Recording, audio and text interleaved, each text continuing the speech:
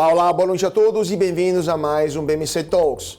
Hoje à noite a gente vai falar de justiça no Brasil e de como as instituições que deveriam administrar a justiça no Brasil, especialmente os tribunais superiores e especialmente o Supremo Tribunal Federal, estão administrando ou não estão administrando de forma correta a justiça no Brasil. E quais são os efeitos disso para a economia, a política e o futuro do país.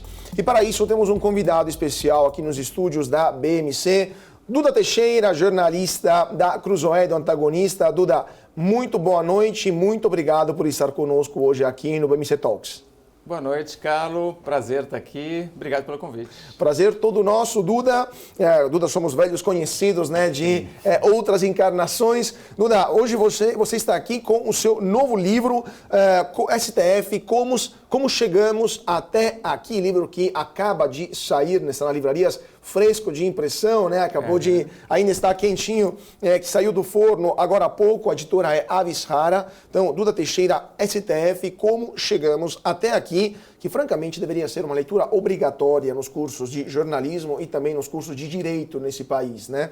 Porque mostra, de fato, como que chegamos ao momento em que o STF está, se posso usar esse termo, abusando do direito, indo além de suas prerrogativas, exagerando em alguns comportamentos e muitas vezes até legiferando em detrimento de outros poderes da República, como o Legislativo, mas também contra o Executivo em governos passados, né? Mas antes de entrar no mérito, como que veio a ideia de escrever um livro sobre o STF nesse preciso momento histórico? Qual foi a inspiração e quando você disse, eu preciso fazer isso agora? Carlos, vou ser honesto com você, a ideia não foi minha. Tá?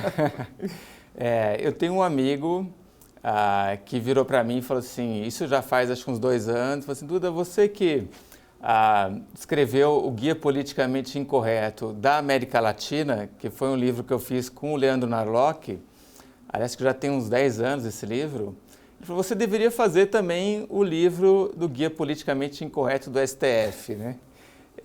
E eu falei assim, você tá louco, eu vou ser preso. Né?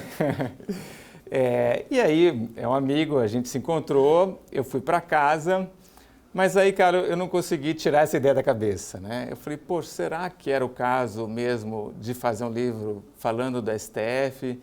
Nesse momento que o STF está na boca do povo, é um assunto que divide muitos brasileiros, e que muita gente realmente tem medo, né, de escrever sobre a STF, principalmente jornalistas, o tempo inteiro eu estou ouvindo essa pergunta, né? Pô, mas você não tem medo, você não tem medo? Mas aí eu tive uma ótima dica da minha atual esposa, que ela falou, Duda, você faça esse livro, eu acho que é um livro que precisa ser feito, mas sem entrar no meio da briga, né? No meio da polarização política que a gente tem hoje, que na época era muito mais claro, né? Que era o Bolsonaro e o Lula. Faça um livro meio que explicando o que é o tribunal, entrando nas grandes questões que hoje estão envolvidas, né? no STF, e meio que passa por cima dessa briga, né? Você não vai xingar ninguém, nenhum ministro, obviamente não é do meu feitio esse tipo de coisa, mas estejam numa camada acima e façam o jornalismo que você sempre fez. E aí foi isso, né? 1 ano e meio depois o livro está pronto. Pois é, mas esse livro de fato é uma história, né? Você faz um relato daquilo que aconteceu nos últimos 5, 6 anos e de fato como chegamos ao momento em que, como você justamente fala aqui no livro, metade dos brasileiros não confia no STF ou desaprova o trabalho dos seus ministros. Isso inclusive é o resultado de uma pesquisa do Atlas Intel. E você mostra o percurso histórico, né? O percurso histórico que levou à criação do STF, desde a proclamação da República até todo o percurso também, a época das ditaduras, né? Com Getúlio Vargas, com os militares em 64, até os dias de hoje. Como que chegamos, a pergunta que te faço é como que chegamos até esse ponto? Na sua opinião, sempre foi assim e somente agora a gente está percebendo que temos um problema no STF? Bom, Carla, o que eu busquei fazer foi pegar o STF na origem, né? Que é quando começa a República. Então eu conto a historinha do STF, como eu não vi ninguém contar essa história desse jeito aí, acho que realmente eu estou fazendo isso primeira vez. E por que mostrar esse período, né? Porque o STF ele é criado no momento em que a República substitui o Império, né? A monarquia que existia até então. Então ela nasce com valores e muito inspirada na Suprema Corte Americana, né? Que já tinha ali uns 100 anos de existência. E a República tem esse valor muito importante, que é trazer a igualdade perante a lei. O que significa extinguir a sociedade que existia até então, que era muito aristocrática, né? Tinham os barões, né, com os seus títulos, né? Então, você fazer parte de uma família ou você fazer parte de um grupo social, isso te dava mais direitos, né? E a história até então do Brasil sempre foi assim, né? Sempre foi uma história em que alguns grupos tinham mais direitos e era uma sociedade estratificada mesmo. Na época da colônia, você tinha o rei, que era considerado a cabeça, né, da sociedade, e depois você tinha a sociedade toda, e lá embaixo estavam, por exemplo, os escravos. Então a República deveria acabar com isso, né? Só que o que acontece? Você não tem essa extinção dessa sociedade aristocrática e hoje o STF é um pouco representante dessa sociedade que já deveria ter se extinguido, né? E aí eu dou uns exemplos, eu tenho um capítulo aí do livro que é sobre acesso à justiça, mas eu vou mostrar, por exemplo, como algumas punições que o STF dá dependem muito de quem que é o acusado, né? Essa história toda começa, eu quando começo a fazer o livro do STF, eu ligo para o Roberto da Mata, que é um antropólogo, falo assim, Roberto, vou fazer um livro do STF, o que você me aconselha? E o Roberto falou assim, olha, você tem que ir atrás das ordenações filipinas e manuelinas, né? E eu não tinha muita ideia do que era isso, e eu fui atrás, e como é que eram essas ordenações? Era um amontoado de leis da época da monarquia, ainda da época da colônia, e você tinha o seguinte, a lei realmente, a punição dependia do acusado. Então, se alguém botava fogo na casa de outra pessoa, se o cara era fidalgo, ele pagava um dinheirinho e passava um tempo na África. Mas se o cara era escravo, ele era açoitado em praça pública, então praticamente era morto.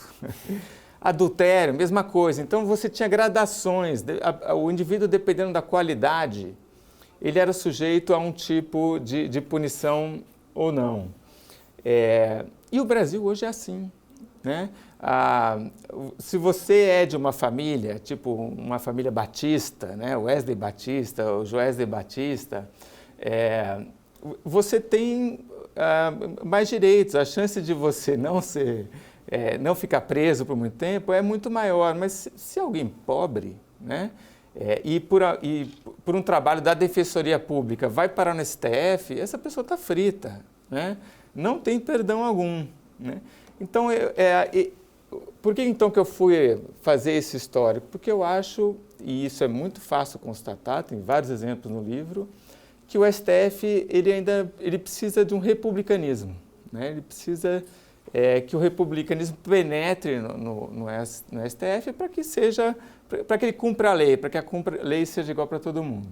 Pois você cita vários casos aqui, né, da questão do capítulo do acesso à justiça, de pessoas que roubaram produtos até R$40, frangos, etc., e não tiveram, quando chegaram aos seus casos no STF, os ministros não tiveram piedade alguma, né? Enquanto casos de poderosos, como os irmãos Batista, mas até políticos, né, tiveram suas sentenças modificadas de forma até ardilosa, muitas vezes ou excessiva, ou modificando o direito no STF, né, mesmo indo contra o próprio espírito da lei. Você fala abertamente aqui, abre aspas, há interessantes explicações para comportamentos desiguais do STF, inclemente com os pobres, tchutchuca com os ricos, né? que acho que é uma definição perfeita, o caso do Daniel Dantas é outro caso exemplar também que você cita, entre outros. Mas há somente uma questão que vem, uma questão histórica, uma questão de percepção dos ministros do STF, uma percepção de igualdade maior entre os seus pares, entre as pessoas da elite, entre os ricos, entre os poderosos, já eles percebem uma certa semelhança entre as pessoas que vão condenar, que não percebem com os mais pobres. Então é uma questão antropológica mesmo, ou há interesses espúrios nisso tudo, de dinheiro? Porque você conta também que há também mulheres, esposas de ministros do STF, que atuam em grandes escritórios de advocacia, que advogam processos multimilionários que acabam no STF e muitas vezes os desfechos são favoráveis aos seus clientes. Como é que é essa história? São as duas coisas, Carlos. Então, tem sim a questão antropológica, eu comentei um pouco sobre isso. Eu lembro também que eu entrevistei o defensor público Gustavo de Almeida Ribeiro, né? E eu falei, por que então que, de repente, quando o sujeito é rico, os ministros tendem a ser mais condescendentes? E ele fala, olha, é que quando ele está julgando aquela pessoa, ele imagina que pode ser um sobrinho, né? Então tem uma proximidade, né, dos ministros com essas pessoas que são mais ricas, são de famílias, né, são bem educados e tal. Agora, também tem essa outra questão que você apontou, que esses ministros eles se deixam serem abordados por essas pessoas que estão sendo julgadas, né? Eles abrem esse espaço. Participam de eventos, né, no exterior, onde eles se encontram com essas pessoas, estão o tempo inteiro fazendo jantares, né? Brasília tem essa capacidade de unir a elite, né, brasileira. E essas pessoas têm um acesso que ninguém tem, né? O que o 99% do Brasil não tem. Então, por exemplo, Luiz Roberto Barroso, quando ele assume a presidência do STF, tem uma festa que é patrocinada pela Associação dos Magistrados Brasileiros, né? E aí você paga R$500, você vai na festa e está lá todos os outros ministros, né? Então, assim, é uma oportunidade que essas pessoas têm de conversar, trocar ideia, né? Que o resto não tem, né? E aí, a hora que chega o momento que esses outros estão sendo julgados, obviamente, são dois pesos, duas medidas. Pois não é somente a questão de ter contato, de ter um convívio, mas uma questão também de ter aquilo que se chama, né, os despachos auriculares, né, que eles vão lá, conversam e até antecipam muitas vezes um calendário que está completamente entupido de processos, né? No STF temos dezenas de milhares de processos por ano, mas só alguns por semana são analisados, pouquíssimos, né? Então o calendário também é muito importante e se você tiver um trâmite bom ou não no STF, pode mudar também o tempo de aguardo disso tudo, né? Mas só para terminar esse assunto, temos também casos emblemáticos que você cita aqui no livro, por exemplo, do advogado Cacai, né, que é o advogado dos poderosos lá em Brasília, que ele sente tal vontade no Congresso, no Supremo Tribunal Federal, que ele chegou a se fotografar e a postar em suas redes sociais uma foto de bermuda branca, camiseta e tênis brancos, né, num corredor do Supremo. Isso foi em 2019, sendo que para os comuns mortais é obrigatório, uma vestimenta obrigatória, eterno, gravata ou tailleur para as mulheres. Ou seja, temos um nível de proximidade, até de promiscuidade entre certos advogados, tamanho que ele se permite até chegar deshabillé no Supremo. Imagine, assim, te pergunto, se nem a vestimenta é respeitada, a liturgia e o direito são respeitados nas sentenças, nas decisões do Supremo? Então, as decisões do Supremo, para quem lê e acompanha, acho que hoje perderam muito de qualquer referência na lei, né? A princípio, o Supremo deveria ser um tribunal constitucional o tempo inteiro se baseando na Constituição. Mas o que a gente vê na prática é que você tem, por exemplo, muitas decisões do Alexandre de Moraes, por exemplo, em que ele só cita decisões dele, né, dos inquéritos que ele mesmo criou. Então, você fica procurando ali, tipo, que lei que ele está citando, qual que é o crime que ele está, né, que a pessoa está sendo acusada, e você não acha. Às vezes nem tem o artigo do Código Penal. Não tem artigo nenhum, E, enfim, é o que a gente está vendo. E aí também a decisão seguinte pode ser completamente diferente, né? Quer dizer, também não tem nenhum precedente, né? E até uma coisa que eu achei interessante, cara, porque eu comecei a ler esses livros, muitos desses livros escritos por esses ministros, né? E você vê que eles não têm nenhum posicionamento nos assuntos, né? Eles não se aprofundam assim, para dar um ponto de vista. É tudo muito superficial, os livros que eles escrevem. Mas é porque, e aí eu fiquei pensando, porque é que como a decisão que ele pode dar na semana seguinte é totalmente diferente, ele não pode fincar os pés em nada, né? Você pega aqueles livros grossos de capa dura e não vale nada, né? É só peso na estante. Olha, foi uma das minhas descobertas aí. Mas provavelmente porque nem eles escrevem aqueles livros, né? Também. Geralmente são aquelas dezenas ou centenas de funcionários, as capinhas, né, que você lembra aqui, que acabam fazendo até o trabalho, não só serviçal de ligar o computador, mas até de trabalho de escrever despachos ou livros, né? Cada ministro tem 40, né, assistentes. Então, sendo 111, são 440 pessoas que trabalham só para os ministros, tirando os outros funcionários do STF. Né? Mas assim, terminando só esse aspecto histórico, a gente teve essa passagem do Império para a República, mas as ordenações filipinas perduraram formalmente até o começo do século passado, né, 1917, quando entrou o Código Civil em vigor, mas de fato foram aplicadas até 20 anos atrás, até os anos 2000. Isso é incrível. Assim, é surreal que peças que vinham da época portuguesa e espanhola, da União Ibérica, valiam ainda nos albores do século XXI.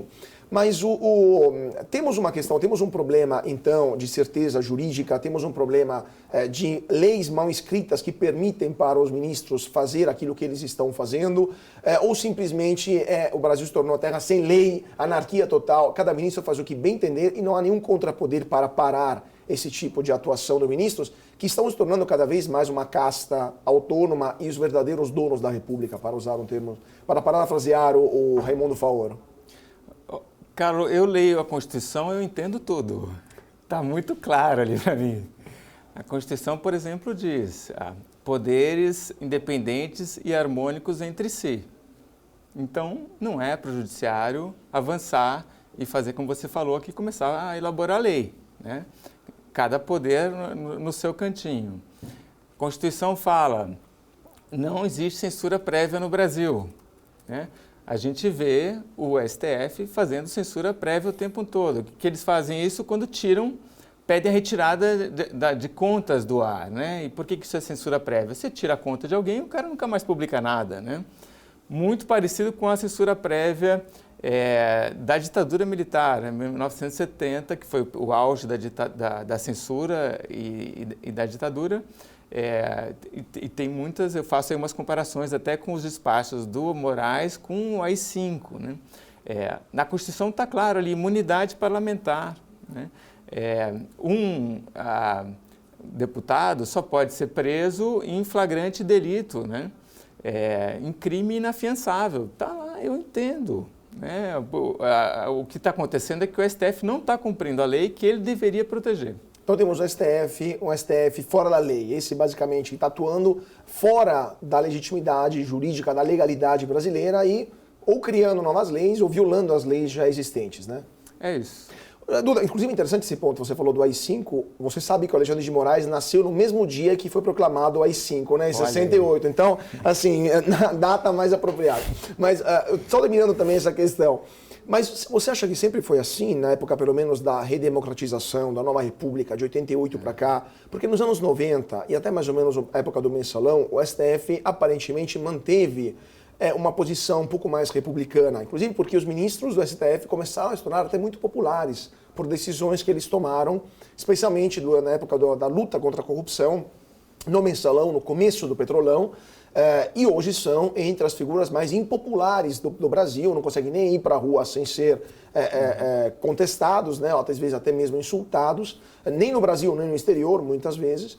Então, na sua opinião, isso tudo já começou com a nova Constituição, com a Constituição de 88, com a nova República, ou a gente teve uma degradação da atuação no STF com a chegada de ministros que não eram tão competentes assim, que não tinham tanto conhecimento jurídico, que tinham mais interesses políticos, que respondiam muito mais ao seu padrinho político do que à Constituição brasileira? Como que foi esse processo? Acho que algumas coisas, Carlos, foram plantadas na Constituição de 1988, elas só demoraram um pouco mais para germinar. Exemplo, né? A Constituição permite que várias organizações, partidos políticos, além, né, do Ministério Público, né, que possam fazer consultas, então, ao STF. Isso se ampliou muito na Constituição de 88. E isso não era, quando começa anos 90, então, isso não era muito usado, mas poderia ter acontecido. Mas demora um pouco, então, para que, principalmente mais para frente, né, principalmente os partidos de esquerda, começam a usar muito esse recurso ao STF quando perdem no Congresso. E aí chega um momento atual que todo mundo está recorrendo ao STF o tempo inteiro, né?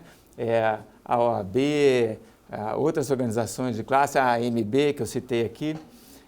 E aí, a gente, para a coisa funcionar, a gente precisaria que os ministros do STF se comportassem como os ministros, os justices, né, da Suprema Corte Americana, que olha, a gente quer que você se posicione em relação a tal coisa. Eles deviam falar assim, olha, isso daí eu não faço, né?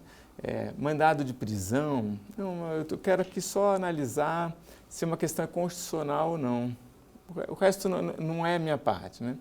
Mas como eles começaram a ser interrogados, solicitados o tempo inteiro por muita gente, aí eu acho que eles acabaram meio que se seduzindo, né, pelo próprio poder que eles poderiam exercer. E aí começaram a falar, olha, estão me perguntando, eu vou dar resposta, né? Eu vou entrar nesse assunto, né? E aí, a hora que o STF começou a fazer isso, ele começou a se meter em tudo, né? E isso já começa até na época do Fernando Henrique, em relação ao direito à creche, medicamento, e depois também com Itamar Franco, mas eu acho que isso vai ficar mais forte ali na questão das células-tronco, que você tem uma lei que o Congresso aprova, e a sociedade, né, as pesquisas mostravam isso, que o uso de células-troncos é regulamentado, e aí o STF fala, opa, agora eu vou regulamentar a coisa, né? E os ministros, porque sai aquele acordo, né? E você tem as decisões dos ministros também, e aí eles individualmente criando lei, né? Então você tem que fazer isso, tem que demorar quantos dias? Agora essa questão da maconha, né? Da prisão, do porte de drogas, mas são não sei quantas maconhas, vocês podem ter 6 maconhas fêmeas em casa, né? Pô, não é função, né? Mas assim, eles começaram a fazer isso um pouco porque estavam sendo requisitados, né? E essa possibilidade já estava na Constituição de 88. Então, assim, a coisa foi degringolando, mas a sementinha foi plantada lá em 88. Não, eles de fato foram requisitados durante a pandemia, basicamente todo e qualquer deputado ia para o STF, a gente tinha também um deputado mor do STF, que era o senador mor do STF, né, o Rodolfo Rodrigues, que a intervalos regulares apresentava pedidos que eram imediatamente apreciados, muitas vezes de forma rápida demais para os padrões do STF. Mas por que ninguém parou tudo isso? Por que os outros poderes, especialmente o legislativo, que deveria ter o controle também sobre o STF, poderia até colocar ministros sobre impeachment do Senado Federal, não parou esta deriva, né, que está de fato deixando o Brasil ingovernável? Aliás, reformulo a pergunta, porque houve sim um caso de uma parada, que foi o único caso com o Renan Calheiros, quando ele foi removido, ou melhor, o STF ordenou a sua remoção da presidência do Senado E o Renan Calheiros, na base da Constituição, que prevê a harmonia entre os poderes, se recusou a receber o despacho do STF e mandou embora o oficial de justiça, que voltou com o rabo no meio das pernas para o outro lado da praça dos três poderes. O único caso em que o Legislativo, nos últimos anos, apresentou uma certa resistência. Todos os outros, inclusive no caso do Silveira, onde foi uma evidente quebra da imunidade parlamentar por parte do STF, mesmo se ninguém está defendendo o que ele fez, mas havia uma clara ruptura, violação da imunidade parlamentar, ou no caso agora do Carlos Jordi ou do Ramagem, com essas perquisições nos seus gabinetes. Por que ninguém para o STF? Só o Renan Calheiros, que não é exatamente um santo da política brasileira, teve a coragem de parar essa deriva autoritária do STF. Então, a gente tem um Senado que é muito servil, subserviente. E por quê? Porque muitos senadores, os senadores são julgados, por causa do fórum privilegiado no STF. E vários ali têm casos, que ou já estão no STF ou podem parar no STF. Então, eles têm medo, mas deveriam exercer os poderes que eles têm, Quer dizer, tem uma questão aí que vem lá do Montesquieu, que é isso, quer dizer, todo mundo tem uma grande possibilidade de abusar do seu próprio poder, E aí, quando a gente tem uma república, um poder tem que controlar o outro, O ideal mesmo seria que os próprios ministros pisassem no freio, certo? Os próprios ministros do STF falam assim, puxa, isso, como eu falei aqui, não vamos entrar nesse assunto. Autorregulamentação deles. Autocontenção também, essa palavra que aparece. Mas uma vez que eles não fazem isso, então o Senado deveria fazer isso, Como é que o Senado poderia fazer isso? Às vezes é um pouco exercer esse poder que o Senado tem. Então, por exemplo, você pôr em julgamento um impeachment de um ministro qualquer, certo? Coisa que nunca foi feita, Mas isso só por si, independente de qual que é o ministro, de qual que é o caso que está em julgamento, mas se o Senado fizesse isso uma vez, já mostraria para o STF que eles não podem tudo, E aí eu acho que eles começariam a agir de modo diferente, Outras coisas poderiam ter ser resolvidas com mudanças na lei também, Por exemplo, eu acho que a nomeação e a aprovação dos ministros da STF ser feita somente por 50% do Senado, eu acho que isso está totalmente errado, A Argentina, por exemplo, já reviu isso e mudou, acho que é para 2/3 para lá, Então, isso você faz com que uma pessoa, quando seja indicada, o presidente já não vai indicar alguém que seja super amigo dele, tipo o Cristiano Zanin, O advogado dele, no caso. O próprio advogado dele. Ele vai pensar um nome que seja alguém, de fato, respeitado pela maior parte da sociedade, E começaria assim, uma vez que esse cara tomou a posse, sentou lá no STF, ele já vai entender que tem um controle ali sobre ele. Então, eu acho que o Senado fazendo um pouco mais o papel dele, o STF já não abusaria tanto desse poder aí. Pois é, vamos falar também de outros abusos do poder do STF, mas antes disso vamos para um rápido intervalo e já voltamos com o nosso convidado de hoje, Duda Teixeira, que está apresentando aqui na BMC, primeira apresentação desse seu novo livro, STF, Como Chegamos Até Aqui. Então, 2 minutinhos, voltamos já, não saia daí.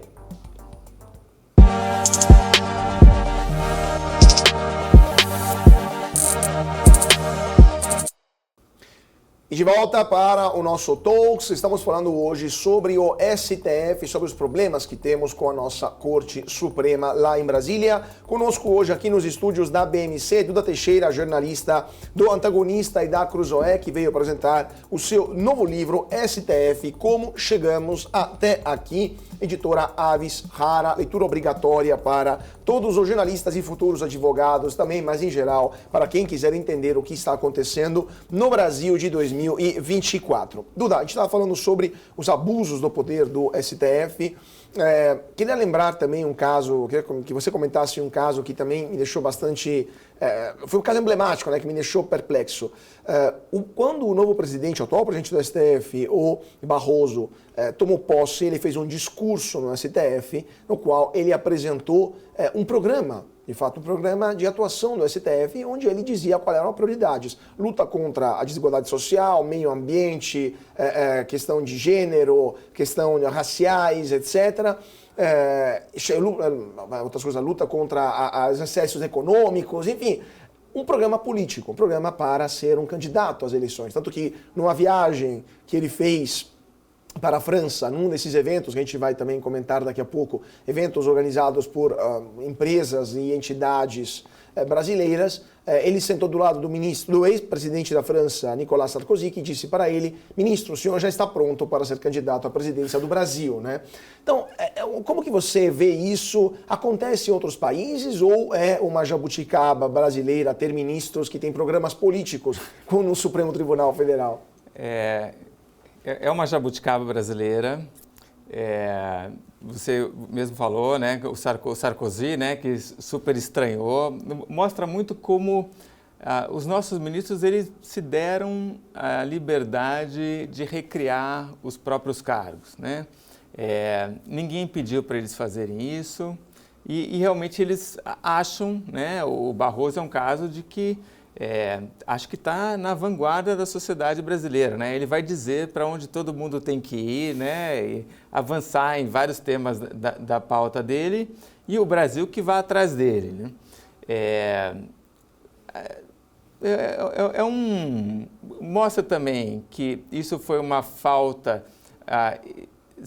deu-se liberdade demais para eles, né? O Senado, então, não fez muito a parte dele e é a nossa sociedade hoje quem é que mais está se posicionando contra esse tipo de coisa. Como presidente do STF, caberia ao Barroso, principalmente fazer a ponte com os outros poderes, com o Executivo e com o Legislativo. Mas é isso, eles na verdade se deram essa liberdade que o Barroso pouco fica em Brasília, né? Ele está o tempo inteiro fazendo viagens para tudo quanto é lugar do mundo. E quando são questionados, né, a resposta deles é: não, mas ele foi falar com indígenas, ele precisou viajar, né? Porque assim, ele viaja, tudo bem que, por exemplo, Barroso ele dá aula na UERJ, no Rio de Janeiro. Então, tudo bem ele fazer as viagens para o Rio de Janeiro, porque uma das funções é o magistério, eles continuam podendo dar aulas. Mas ele foi para vários estados do Brasil e vários lugares do mundo. E a justificativa que o STF dá não, ele precisava falar com empresários, com indígenas, com operários.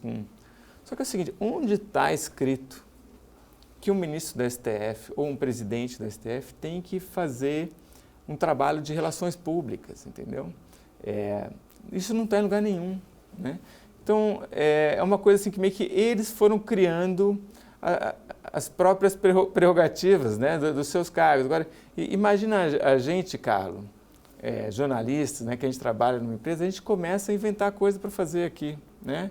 Não, agora o meu trabalho não é só ser entrevistador, eu vou fazer malabares ali no canto, né?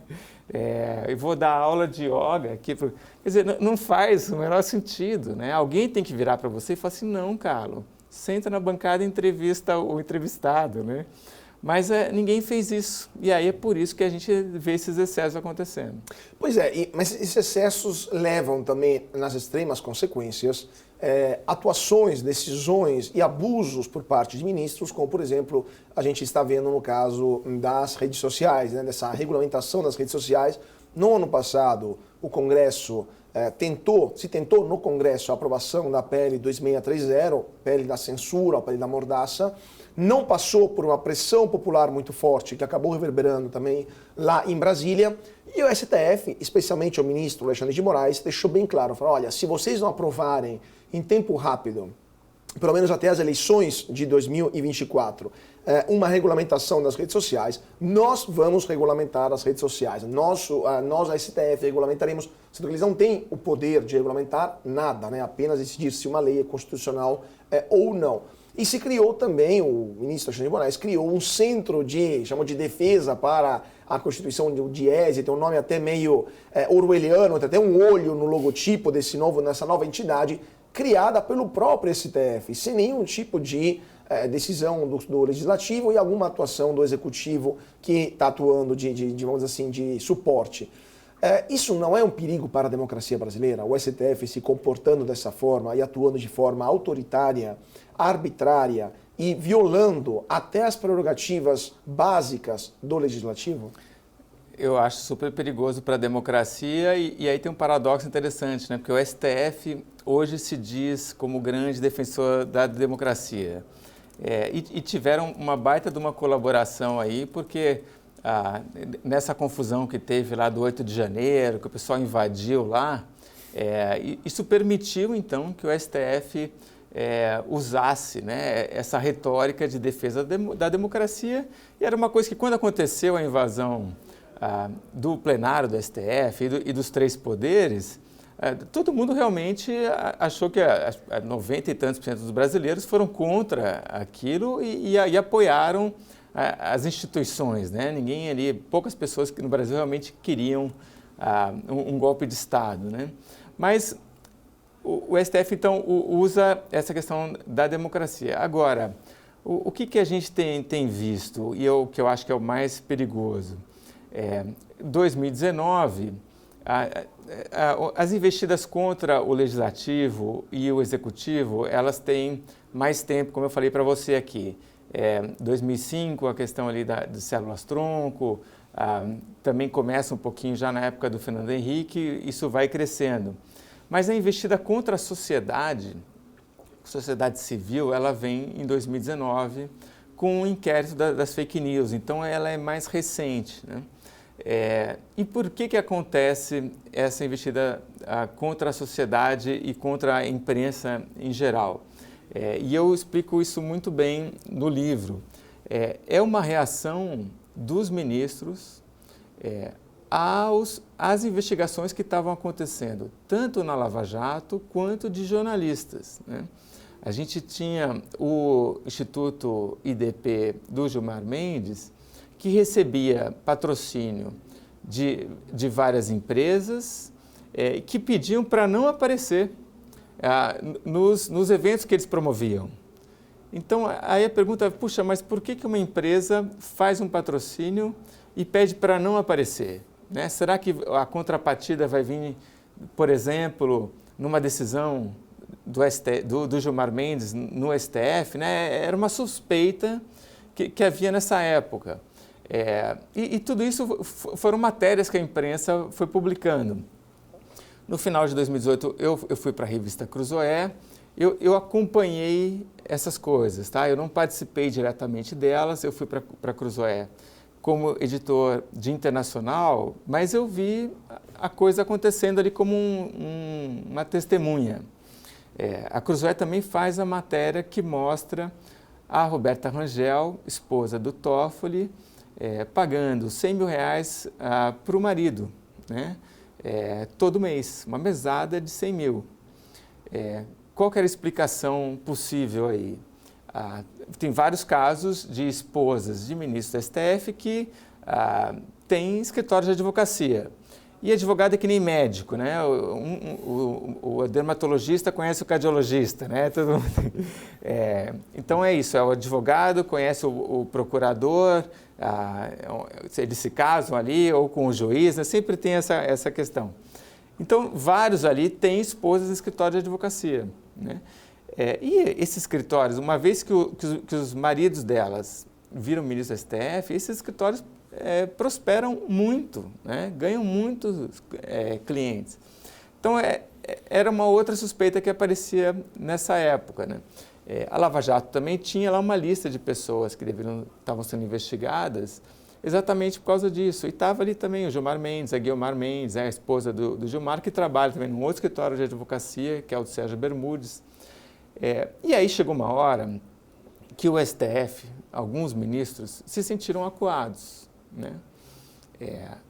E a resposta que eles deram foi de frear a imprensa, né?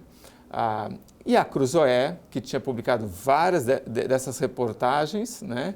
Não foi a única, mas era a que mais, nessa época, tinha mais liberdade, independência para ir lá espezinhar o judiciário, foi a primeira vítima, né? Depois daquela capa que era o amigo do meu pai, que era o Toffoli, na época, que ainda era o advogado-geral da União. O amigo do meu pai era o amigo do Lula, que era amigo do Emílio Odebrecht, que era o pai do Marcelo Odebrecht, né?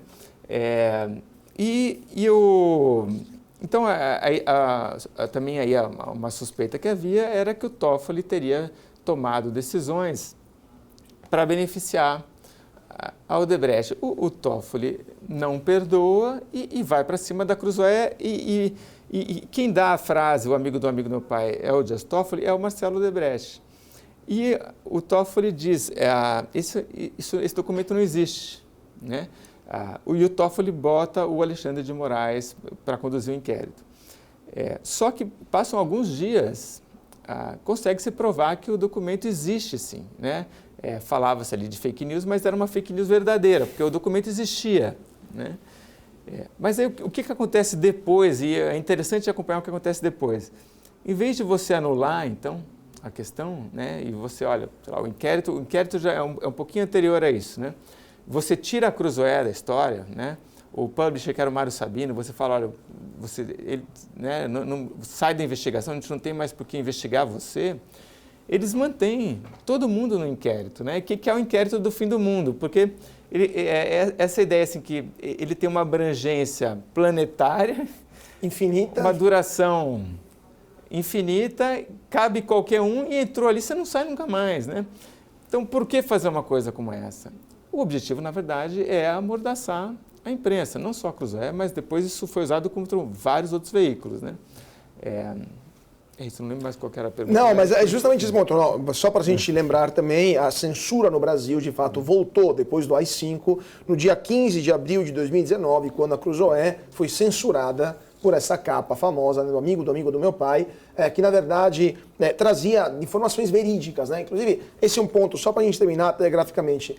Tudo aquilo que desagrada ao poder hoje é taxado de ser fake news, né? Tudo é notícia falsa, críticas se tornam fake news e isso dá a arrogaria, o direito das autoridades de contrastar, de lutar, até de prender pessoas que divulgam fake news, mesmo não existindo no Código Penal nenhum crime de divulgação de notícias falsas. Como que você vê isso? Porque na União Soviética, nos países comunistas, ou hoje em Cuba ou na Coreia do Norte, ser taxado de ser antirrevolucionário, ou ser de capitalista ou até fascista, né? É suficiente para você ser preso e esquecido na prisão. No Brasil, estamos degringolando para uma condição parecida a isso. Agora, o novo antirrevolucionário, né, é o divulgador de notícias falsas e, por isso, o poder teria o direito de prender, de bloquear conta, de bloquear passaporte e de retirar da vida pública qualquer um que o desagrade? Carlos, eu acho que a gente não vai chegar ao nível dessas ditaduras, tá? Até, assim, escrevi o livro com essa esperança, né? Porque se eu achasse que a gente vai degringolar mesmo para uma situação tipo Venezuela, eu já não escreveria o livro e já estaria fazendo as malas para sair daqui, né? Eu acho que a sociedade brasileira não vai deixar, né? E que em algum momento essa pressão da sociedade brasileira, que hoje está muito insatisfeita com o STF, vai chegar no Congresso e o Congresso vai fazer a parte dele. Agora, que a censura está acontecendo muito e que tem esse viés, então, das fake news, né? Fake news é aquela notícia que não te agrada, né? É isso, porque você não tem como dizer exatamente se uma notícia que saiu, se aquilo lá é verdadeiro ou não, né? Você, muitas vezes, no momento em que a notícia sai, você tem pouca informação, né? Para comprovar, para checar aquilo. E a gente está vendo não só o STF usando esse argumento das fake news, como o governo brasileiro, né? Parece que tem ali uma dobradinha. Aqui no caso das enchentes do Rio Grande do Sul, isso ficou muito evidente, né? Sai aquela notícia de que tinha a Agência Nacional de Transportes multando caminhões com donativos que estavam indo de Santa Catarina para o Rio Grande do Sul, né?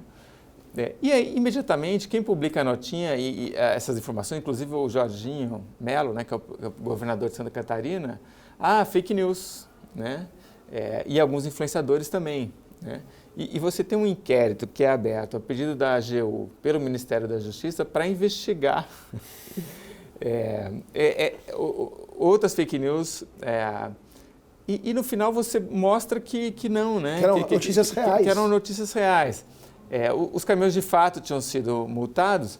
E uma que me chamou nesse inquérito que o Ministério da Justiça aceitou era o seguinte: tinham pessoas que estavam dizendo, olha, a sociedade civil está ajudando mais do que o governo e as Forças Armadas, estão sendo mais úteis para os desabrigados, para os afetados das enchentes do que o governo.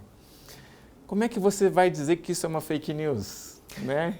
Pois é, Duda, mas é interessante esse ponto, porque agora, falando de jornalista para jornalista com décadas de experiência, muitos colegas nossos apoiam esse tipo de comportamento. Muitos colegas nossos acabam legitimando esse tipo de abusos por parte do governo e do STF. Muitos colegas nossos, pode ser por medo também, mas muitos deles acham isso correto. Você, como jornalista, em 2 minutinhos, que também mil outras perguntas. Você acha que temos, nós jornalistas, uma grande responsabilidade de não ter criticado duramente em 2019 esse tipo de comportamento aqui e hoje legitimar esses abusos, esse pedido, como esse estapafúrdio do Ministério, da SECOM, né, que foi para o Ministério da Justiça, que não jogou no lixo onde deveria estar, mas passou para a Lei Polícia Federal, que também não arquivou e abriu um inquérito. A culpa também não é nossa, dos jornalistas que são o suporte auxiliar desse tipo de excessos? Não gosto de falar em nome dos jornalistas como um todo, né? Mas eu acho que o trabalho do jornalista de criticar, de ser cético, né? Ele é um pouco meio que antinatural, né? A gente, no nosso dia a dia, no crescimento da família, é muito mais agradável e muito mais fácil você concordar com as outras pessoas, né? Você falar sim, né? Você falar não, desconfio de você, né? Você está errado. Tem um gasto de energia aí e você ainda tem as consequências que podem vir disso. Por que o jornalismo consegue, ou conseguiu durante muito tempo, ser essa voz antagonista, né? Eu trabalho no antagonista. Porque havia um financiamento, em grande parte, da própria sociedade civil, das empresas privadas, que permitiam que os jornalistas tivessem essa liberdade. E havia também uma justiça que cumpria a Constituição. Então, se vinha ali uma denúncia, uma acusação de que o jornalista tinha feito alguma coisa errada, e geralmente o jornalista ganhava na primeira instância, mas caso ele perdesse, a coisa subia na segunda instância e era revertida. Ou subia para o STF e o STF era favorável aos jornalistas, né? Então, assim, acho que a situação hoje, Carlos, a gente não só tem uma justiça que é contra esse trabalho do jornalista, como é mais difícil a gente ter uma imprensa de fato independente que não precisa de verba do governo federal. O que o Paulo Pimenta faz hoje, o ministro-chefe da SECOM, da Secretaria de Comunicação, é distribuir verbas entre os grandes canais para conseguir coberturas favoráveis ao governo, né? E é por isso que a gente vê que tem muita gente apoiando, né? E pouca gente contradizendo, mas é um pouco esse momento que a gente está vivendo no Brasil. Pois é, né? E aí eu te pergunto, para terminar o nosso papo, teria 1 milhão de outras perguntas, mas o tempo aqui é o maior tirano da nossa transmissão. Você, no livro, conta como chegamos até aqui. Todo o histórico, a parte da República, do Império, da República Velha, da República Nova, os a inspiração também que o STF teve nos Estados Unidos, das cortes americanas e como isso foi deturpado. E eu te pergunto, para onde vamos? Para onde você acha que o Brasil está caminhando com um STF como esse? Você acha que terá uma reação popular, especialmente na eleição de 26, com um Senado muito mais hostil ao STF, que vai conseguir parar, até mesmo com um processo de impeachment de algum ministro? O Alexandre de Moraes acabou de passar um concurso onde ele era o único candidato, uma cátedra que não existia aqui na Faculdade de Direito da USP de São Paulo, ou seja, poderia ser um sinal de que ele já está percebendo que vai acabar logo a brincadeira e ele tem que achar um plano B para continuar a trabalhar? Ou você acha que não teremos a força, a capacidade, a atenção, o interesse por parte dos brasileiros de entender quanto isso é grave, quanto isso afeta as suas vidas e, portanto, não vai se reverberar no voto de 26? Qual que é o seu prognóstico para o Brasil nos próximos anos com um STF como esse? Carlos, eu tenho acompanhado muito as pesquisas, né? E você vê que o STF é assunto de várias pesquisas. Por um motivo muito simples, porque o STF, de fato, virou um assunto de mesa de bar, né? De boteco, todo mundo fala do STF.